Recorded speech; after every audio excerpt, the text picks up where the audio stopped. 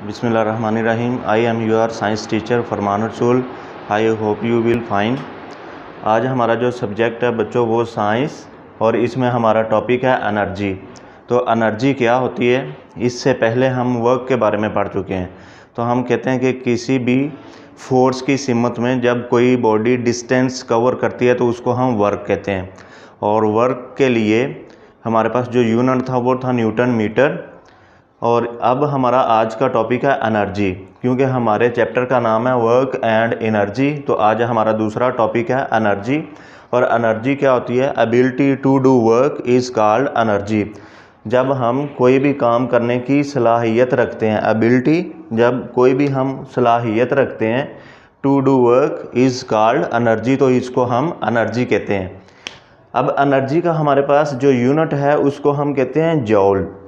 Energy का जो unit है वो जॉल कहलाता है। और इसका जो हमारे पास बड़ा यूनिट है, जॉल से जो ग्रेटर होता है उसको हम कहते हैं किलो जॉल, और उससे बड़ा जो होता है उसको हम कहते हैं मेगा जॉल। अब किलो जॉल जो होता है ये 1000 के इक्वल होता है। किलो जॉल 1000, किलो 1000 को कहते हैं हम। ये हमारे पास नंबर होता है 1000। जैसे हमारे पास है ग्राम, ये हम देखते हैं कि दुकान पे चले जाएं तो वहाँ पे हम कोई भी चीज़ अगर हमने थोड़ी मिकदार में ख़रीदनी हो तो हम वहाँ पे ग्राम में कोई चीज़ ख़रीदते हैं।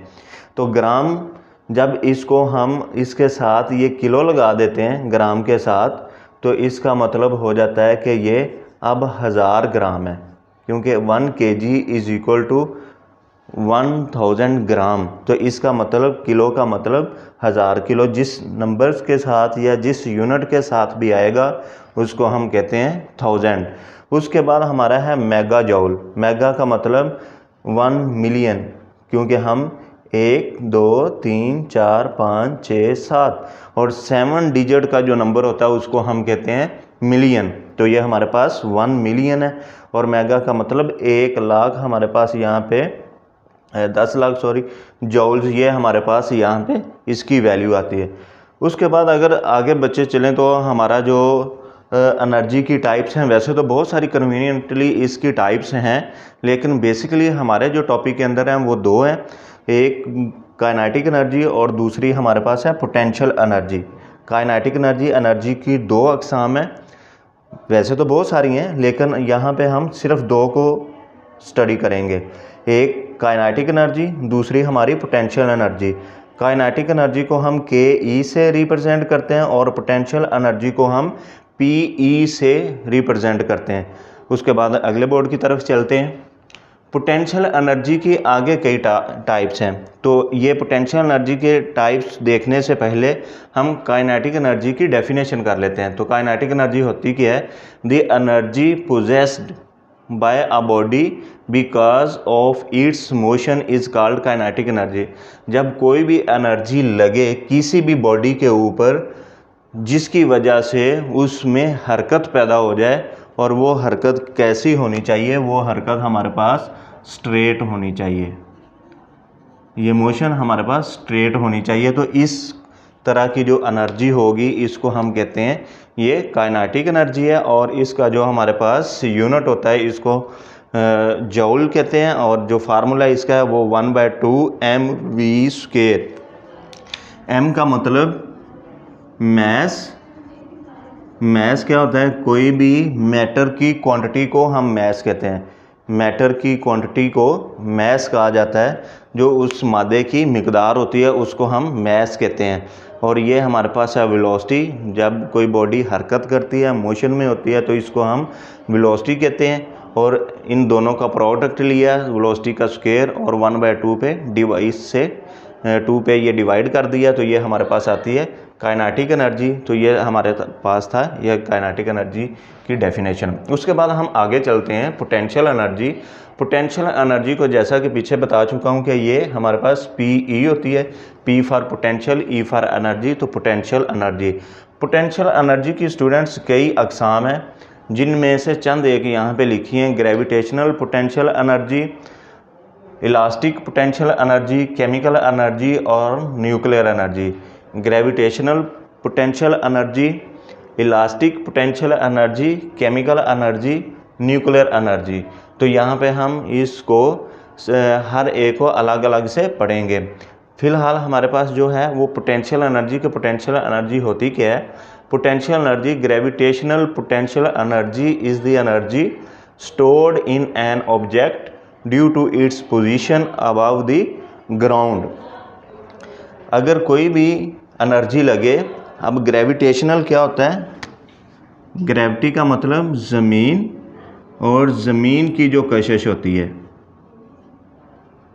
ठीक है, attraction. Gravitational potential energy is the energy, ये एक ऐसे एनर्जी होगी स्टोर्ड, जो ज़हीरा होगी, स्टोर्ड जो ज़हीरा होगी, इन एन ऑब्जेक्ट, किसी भी बॉडी के अंदर, किसी भी ऑब्जेक्ट के अंदर, ड्यू टू इट्स पोजीशन, अपनी पोजीशन की वजह से, अपनी जगह की वजह से, अबाव द ग्राउंड, ज़मीन से ऊपर, अबाव। अब इसकी अगर हम एग्जांपल करें तो जैसे हम एक बॉल को ऊपर फेंकते हैं, तो वो बॉल जब ऊपर को ऐसे फेंकी जाती है तो वो थोड़ी देर ऊपर चलती है, उसके बाद वो नीचे ज़मीन पे आ जाती है। अब हमने तो फोर्स लगाई थी नीचे से ऊपर की तरफ, बॉल नीचे क्यों आई, उसको किस चीज़ ने अपनी तरफ अट्रैक्ट किया, तो वो हमारे पास है ग्रेविटेशनल फोर्स, क्योंकि ग्रेविटी हर ऐसी एक फोर्स है जो हर ऑब्जेक्ट को अपनी तरफ अट्रैक्ट करती है। तो यहाँ पे ये हमारे पास ग्रेविटेशनल जो फोर्स है उसको आगे हम स्टडी करते हैं। तो इसी तरह हमारे पास एक इसकी एग्जांपल है drop a ball on the floor, जब हम किसी बॉल को फ्लोर के ऊपर फेंकते हैं। इसके अलावा एक हमारे पास वो होती है जिसको हम तीर कमान कहते हैं, उसमें जब तीर डाल के खींचा जाता है तो वो भी अपनी पोजीशन की वजह से आगे तीर मूव करता है। इसी तरह जब पानी किसी हाइट से नीचे गिरता है, जैसे डैम के अंदर पानी पहाड़ों से बिल्कुल ऐसे नीचे की तरफ आता है तो वो अपनी पोटेंशियल एनर्जी की वजह से नीचे आता है, तो इसको भी हम पोटेंशियल एनर्जी कहते हैं, क्योंकि वो किस वजह से नीचे आता है, अपनी पोटेंशियल एनर्जी की वजह से। उसके बाद इसका जो फार्मूला है वो हमारे पास है P for potential, E for energy is equal to mgh। mg क्या होती है, ये हमारे पास वेट होता है। जब उस बॉडी को ऊपर फेंका जाए या कोई बॉडी नीचे आए तो वो अपने वेट की वजह से आती है, तो ये mg हमारे पास वेट होता है। यहाँ पे ये लिखा हुआ है w is equal to mg, क्योंकि w mg के इक्वल होता है। तो फिर इस फॉर्मूले को हम इस तरह भी बयान कर सकते हैं, potential energy is equal to wh, क्योंकि हम इस g की जगह पे, ये mg की जगह पे हम w लगा सकते हैं, क्योंकि ये दोनों आपस में इक्वल हैं, इक्वालिटी है इनके अंदर। तो जहाँ पे mg आएगा वहाँ पे हम w भी पुट कर सकते हैं। तो इस तरह wh, और h मीन हाइट। तो जब कोई बॉडी का वेट हो और वो हाइट के साथ प्रोडक्ट लें तो उसका जो फार्मूला बनता है फिर उसको हम कहते हैं WH या mgh, और ये पोटेंशियल एनर्जी कहलाती है। पोटेंशियल एनर्जी का यूनिट भी जूल होता है। बच्चों यहाँ पे ये ध्यान रहे कि जितनी भी एनर्जी हमारे पास होती है, वो काइनेटिक एनर्जी हो, वो चाहे पोटेंशियल एनर्जी हो, इलास्टिक एनर्जी हो, या हमारे पास हो केमिकल एनर्जी हो, मैकेनिकल एनर्जी हो, कोई भी एनर्जी की हमारे पास टाइप हो, तो वो हमेशा उसका जो यूनिट होगा वो जूल कहलाएगा। एनर्जी किसी भी नंबर के, किसी भी लफ्ज़ के साथ आ जाए तो उसका यूनिट जूल हमेशा कहलाता है। उसके बाद है हमारा ग्रेविटी। ग्रेविटी क्या होती है, तो ये एक मशहूर किस्सा है जिसको आपने देखा है कि सर आइजक न्यूटन ने 1642 में ये ग्रेविटी का कंसेप्ट पेश किया था, जिसमें वो एक एप्पल के दरख्त के नीचे बैठा था और एप्पल नीचे मेरे बने, तो हमारे पास वो एप्पल के नीचे, पौधे के नीचे बैठा हुआ था, और वहाँ पे उन्होंने वहाँ पे देखा कि एक एप्पल नीचे गिरा, और अब यहाँ से एक क्वेश्चन उनके जहन में रेज हो गया। सर आइजक न्यूटन के जहन में एक क्वेश्चन रेज हो गया कि ये एप्पल नीचे ही क्यों गिरा है। तो यहाँ पे उन्होंने फिर उसको ऊपर की तरफ फेंका। जब ऊपर की तरफ फेंका तो वो फिर ज़मीन की तरफ ऑब्वियसली गिरना था। उन्होंने कई बार इसकी कोशिश की, लेकिन हर बार वो नाकाम रहे और वो नीचे की तरफ गिरता रहा। तो यहाँ से उन्होंने एक आइडिया दिया, उन्होंने एक कंसेप्ट पेश किया कि ज़मीन के में एक ऐसी कुव्वत मौजूद है, एक ऐसी अट्रैक्शन मौजूद है जो हर बॉडी को अपनी तरफ खींचती है, और वो बॉडी ज़मीन की तरफ ही आती है। इसके साथ उन्होंने ग्रेविटेशनल फोर्स के बारे में भी कंसेप्ट पेश किया, जिसमें उन्होंने ये बताया कि सिर्फ ज़मीन ही हर बॉडी को अपनी तरफ नहीं खींचती, बल्कि तमाम जो अजसाम हैं वो एक दूसरे को अपनी तरफ अट्रैक्ट करते हैं, चाहे वो बहुत छोटे हों या बहुत बड़े हों, वो आपस में भी एक दूसरे को अट्रैक्ट करते हैं। तो ज़मीन भी उनको अपनी तरफ अट्रैक्ट करती है। बॉडीज़ के दरमियान जो फोर्स होती है वो बहुत कम होती है, लिहाजा उसको हम इग्नोर फ़िलहाल करते हैं। लेकिन ग्रेविटेशनल फोर्स यहाँ पे हमारे पास काफ़ी ज़्यादा है, जिसकी वजह से कोई भी बॉडी ज़मीन की तरफ आती है।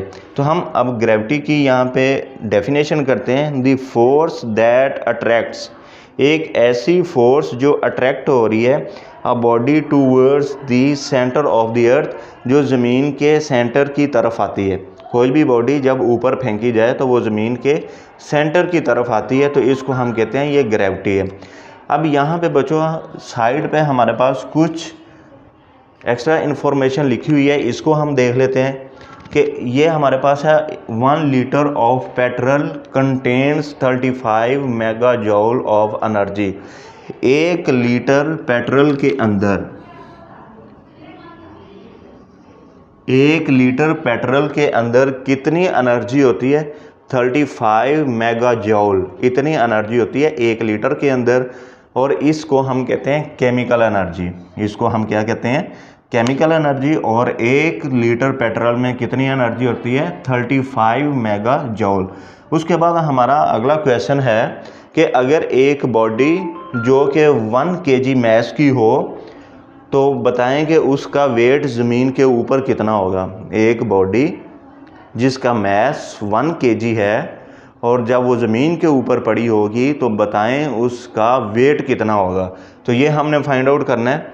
तो मैस हमारे पास है 1 kg, वेट हमारे पास यहाँ पे है क्वेश्चन मार्क है, ये हमने फाइंड आउट करना है। और W का हमारे पास वेट का फार्मूला क्या है? यहाँ पे देखें, ये वेट का फार्मूला लिखा हुआ है। वेट का फार्मूला क्या होता है? Product of mass and gravitational force. ये हमारे पास mg और m और g का प्रोडक्ट होता है। तो mg, अब यहाँ पे W वेट, अब हमारे पास m कितना है? 1, और साथ इसका यूनिट kg। और ये हमारे पास g कितना होता है? g हमारे पास बच्चे होता है 10। g हमारे पास होता है 10 मीटर पर सेकंड स्क्वायर, या ये हमारे पास होता है 9.8 मीटर पर सेकंड स्क्वायर। ये हमारे पास एग्जैक्ट वैल्यू होती है, इसको हम एग्जैक्ट वैल्यू बोलते हैं। और 10 मीटर पर सेकंड स्क्वायर, इसको हम अप्रोक्सीमेटली वैल्यू बोलते हैं। ये हमारे पास अप्रोक्सीमेटली वैल्यू है, ये हमारे पास एग्जैक्ट वैल्यू है 9.8 मीटर पर सेकंड स्क्वायर, और इसको हम 10 मीटर पर सेकंड स्क्वायर भी लेते हैं। तो W = 1 kg इंटू 10, अब G की जगह पे हम 10 लगा सकते हैं, दोनों को मल्टीप्लाई करें तो ये हमारे पास कितना बन जाता है? 10 मीटर पर सेकंड स्क्वायर। kg भी साथ इसमें आएगा, यहाँ पे kg भी हम इसको लिखेंगे। तो अब वेट का जो यूनिट होता है kg मीटर पर सेकंड स्क्वायर, ये हमारे पास होता है न्यूटन के, क्योंकि जो हमारे पास वेट का यूनिट है वो क्या होता है? न्यूटन। तो वेट हमारे पास आ जाएगा 10 न्यूटन। उम्मीद है कि बच्चों आपको इस लेक्चर की समझ आई होगी। टेक केयर, अल्लाह हाफिज़।